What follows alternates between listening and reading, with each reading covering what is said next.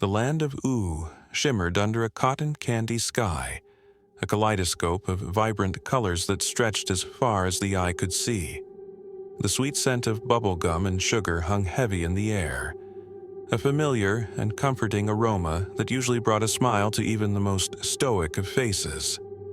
In the heart of it all, nestled amongst rolling hills of gingerbread and rivers of chocolate milk, lay the Candy Kingdom, a testament to the whimsical and often illogical nature of this post-apocalyptic world. Today, like most days, Princess Bubblegum was engrossed in her lab, a sprawling complex of bubbling beakers, sparking electrodes, and strange, unidentifiable machinery. She was meticulously measuring out a precise amount of powdered sugar, her brow furrowed in concentration. She was, as usual, working on a new formula, this time for a candy that could enhance the intelligence of the candy citizens, at least temporarily. It involved a rare ingredient, luminescent lagoon lilies, only found on the shores of the titular lagoon. Meanwhile, our heroes, Finn the human and Jake the dog, were on a quest to retrieve these very lilies. They were currently trekking through the Gumball Gorge, a landscape sculpted from giant gumballs of every imaginable color. "You think PB's gonna let us try some of that brain-boosting candy, Jake?" Finn asked, his voice echoing through the gorge. He kicked a loose gumball, sending it bouncing down a sugary slope.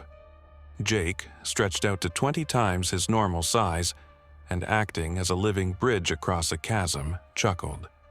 "Maybe, buddy, but knowing Bubblegum, she'll probably make us take a test first, and you know how you are with tests."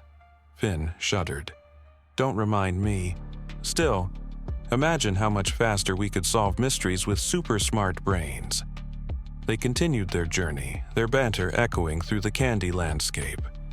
The sun was shining, the birds were singing, or rather, the candy birds were chirping their sugary tunes, and everything seemed perfectly normal in the land of Ooh. Then they saw it. As they rounded a bend in the gorge, they came across a sight that made them both stop dead in their tracks. A small area, about the size of a picnic blanket, was off. The vibrant colors of the gumballs were muted, replaced by a sickly, grayish hue. Several candy trees, usually bursting with lollipops and gumdrops, flickered in and out of existence, like a faulty hologram. The ground beneath them seemed to ripple and distort, as if the very fabric of reality was fraying at the edges. "Whoa," Finn breathed, his eyes wide with a mixture of curiosity and apprehension. "What's going on there?" Jake, his usually jovial face contorted in a rare expression of concern, retracted himself back to his normal size. "I don't know, man. It's like a glitch or something." They cautiously approached the affected area. As they got closer, they heard a faint buzzing sound, like a swarm of angry bees trapped inside a tin can. The air felt strangely cold, devoid of the usual sugary sweetness. Finn, ever the impulsive hero, reached out to touch a flickering gumball tree. As his fingers made contact, the tree vanished completely, then reappeared a few feet away, its colors even more distorted. "Mathematical," he exclaimed, but there was a tremor in his voice. Jake pulled him back. "Careful, Finn. We don't know what that is." They circled the glitched area, examining it from every angle. They found a piece of candy corn on the edge of the anomaly. It looked normal at first glance, but on closer inspection, it was the wrong color. A dull, lifeless gray instead of the usual vibrant orange, yellow, and white, and it was cold to the touch. Finn poked it. It was rock hard, not soft and chewy like it should be. He tried to break it in half, and when he finally managed it, the inside was just more gray. There was no layers of different colors. "This is seriously algebraic," Jake mumbled, his tail drooping. "I don't like this, Finn. It's giving me the creeps." Finn, despite his initial excitement, had to agree. This wasn't just a weird anomaly, it was unsettling, unnatural. It felt wrong on a fundamental level, like a tear in the fabric of their reality.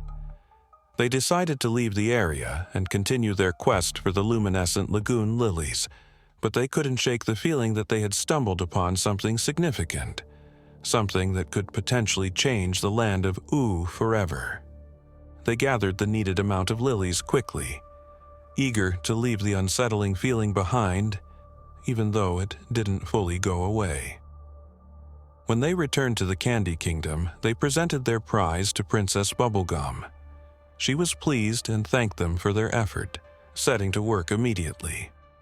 Finn and Jake, however, couldn't just ignore the unsettling event in the gorge. They tried to tell Bubblegum about the glitched area, about the strange sounds and the corrupted candy corn. Princess Bubblegum, ever the pragmatist, listened patiently, but her expression remained skeptical. A glitch, you say? That's unusual. Perhaps it's a localized anomaly, a temporary disruption in the candy field. I'll run some scans, but I doubt it's anything to worry about. But it was something to worry about. Over the next few days, the glitches started to spread. It began subtly at first. A flickering lamppost here, a momentarily distorted patch of grass there. The candy citizens started to exhibit strange behaviors.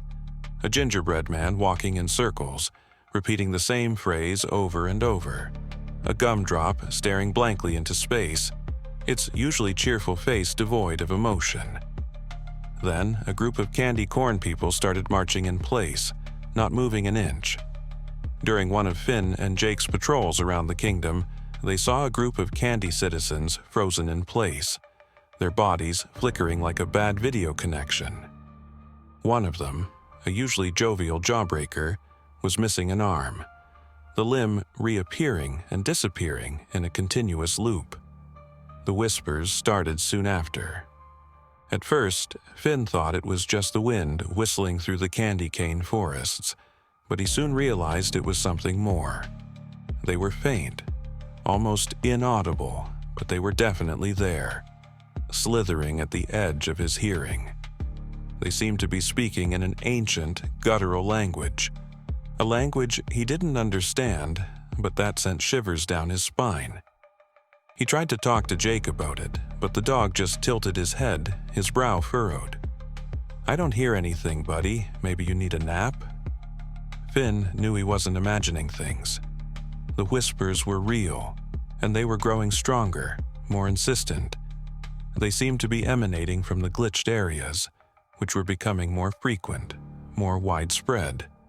The once bright and cheerful Candy Kingdom was slowly being consumed by a creeping, unsettling wrongness. And Princess Bubblegum, despite her initial skepticism, could no longer ignore the evidence.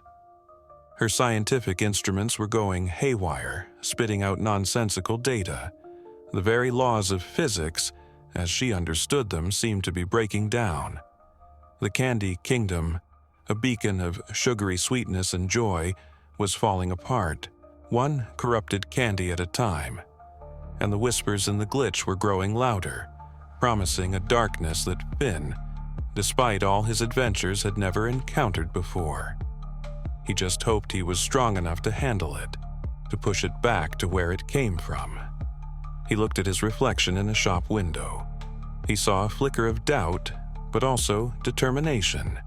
He had a job to do. To be continued in Part 2, The Ancient Warning.